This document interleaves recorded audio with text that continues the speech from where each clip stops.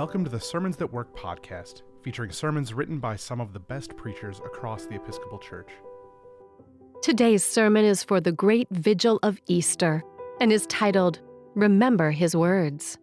It was written by Katrina Katsarka Whitley and read by the Reverend Danae Ashley, priest in the Diocese of Olympia and psychotherapist at Soul Spa Seattle, LLC. The Great Vigil of Easter starts with death.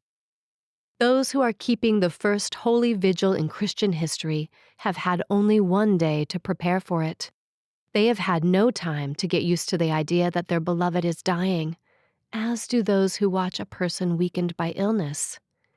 The beloved whom they are mourning on Saturday night was young and vigorous and fully alive on Thursday, and those who are keeping vigil have not been taught about resurrection. If we don't keep this reality in mind, we cannot enter into the misery and hopelessness of the first great vigil. Vigil, in all religious traditions, means to watch, to wait, to observe, most often also to mourn. Those of us who have waited, wept, and prayed when a loved one was lying in bed struggling for the last breath know both the pain and the privilege of keeping watch as life leaves the beloved body. Our Christian faith teaches us that this is not the end, that even though the body is now empty, the person still lives. We still retain the awareness of the presence of the loved one. On that first Saturday, however, on the Golgotha Hill, those who are keeping vigil after the most terrible loss imaginable do not have a strong belief in resurrection. After Jesus was taken down from the cross and furtively wrapped in borrowed linen and placed in Joseph's unused tomb, those who had loved him were left without hope. The men who had lived with him during his public ministry, frightened and cowed, went into hiding. The vigil was left to the women, for this is what women did and continue to do. Those Jewish women who had loved him stayed with him while he struggled on that horrible cross, when his agony was so intense that it was unbearable to watch it. Those women remained with him. The same women now stood near the tomb that hid him, waiting to offer him the rites prescribed by their tradition. The burial had been hasty. He deserved better than that. His body deserved washing and anointing with the finest oil and perfumes, to be wrapped by loving hands in clean linen. What is strange is that they had scant hope of accomplishing their mission. They knew that the Romans would not let them get close to the tomb and that the priest's guard would be opposed to their approach. They had seen the huge stone covering the entrance to the cave, the finality of loss. Yet, these women didn't say, "We can't do anything. Let's just stay with the men and see what happens. Maybe the danger will pass eventually." No, they kept their vigil. They came prepared with what was needed on such solemn occasions. Luke uses only the word spices, but the custom was that they would wash the body, anoint it with oil, and use the spices before wrapping it in clean linen for the final burial.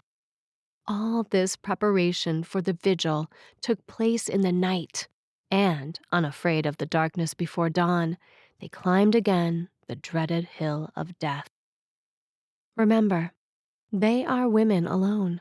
Their men are in hiding. Even John, who stayed with him under the cross as he was dying, must have returned to the house, taking care of Jesus' mother as he had been commanded to do. So, this is the scene. The men are hiding. The 11 who had been with him from the first moment he encountered Peter and Andrew fishing in the Sea of Galilee, to the terrible agony in the Garden of Gethsemane when they couldn't stay awake with him as he prayed. Since that night, they seem to have forgotten all that he has taught them. The women who had become his followers, the women healed and redeemed by him with his love, refuse to abandon him. What are they thinking as they wait in the darkness of the bushes, across from the burial place for the dawn to break? Their hearts are already broken. They have lost the one who gave them life, who gave them the water that never goes dry, the hope that never vanishes completely.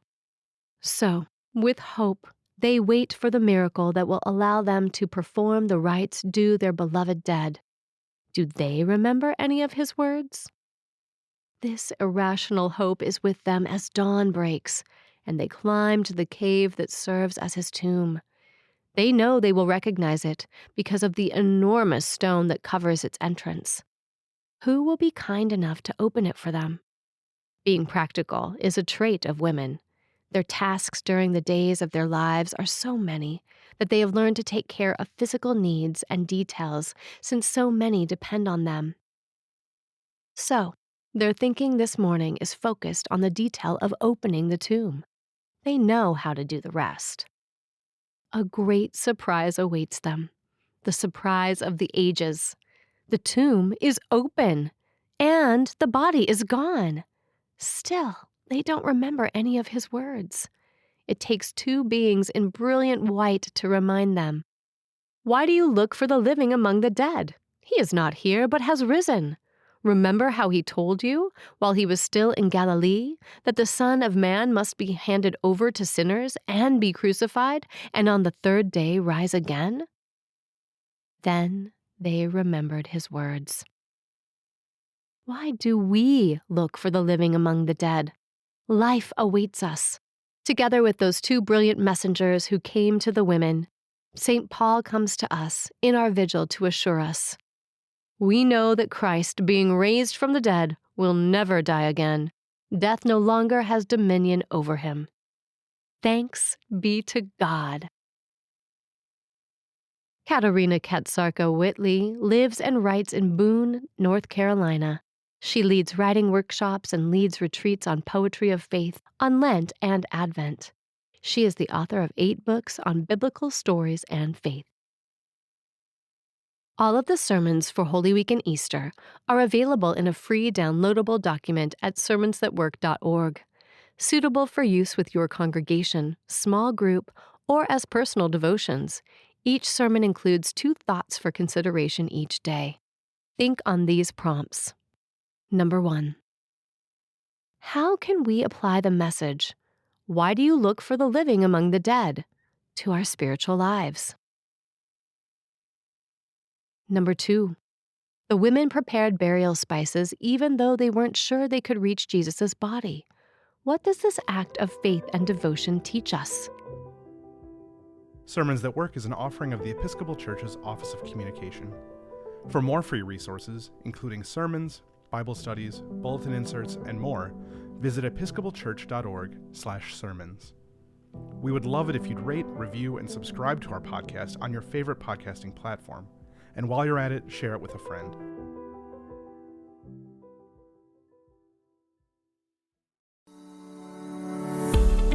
Do justice. Love mercy. These words echo through our tradition not just as an action, but as a way of life.